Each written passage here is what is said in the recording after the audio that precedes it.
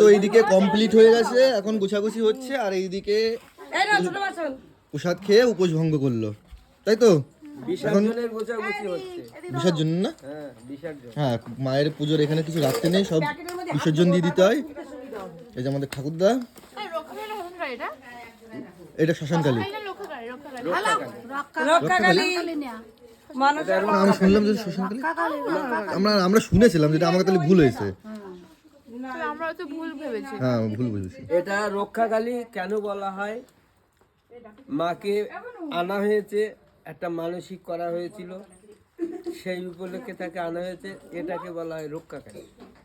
শ্মশানকালী আলাদা, আর যেগুলো যাদের প্রত্যেক বছর পূজা হয় তাদের ওটা কি হয়? শ্যামাকালী। শ্যামাকালী, ওকে। মানে রক্ষাকালী একমাত্র মানত পুজোতেই হয়। জানলাম এটা। এটা কি প্রত্যেক বছর করতে হয় নাকি? না না না না না, যেটা তুমি প্রতি বছর করবে এটা শ্যামাকালী। শ্যামাকালী ওটা মন্দিরই হয়। মন্দিরে হয়, এটা নীল ঠাকুর হয়, দেখবা নীলটা হয় হ্যাঁ। ঠাকুরটা, এটা কালো।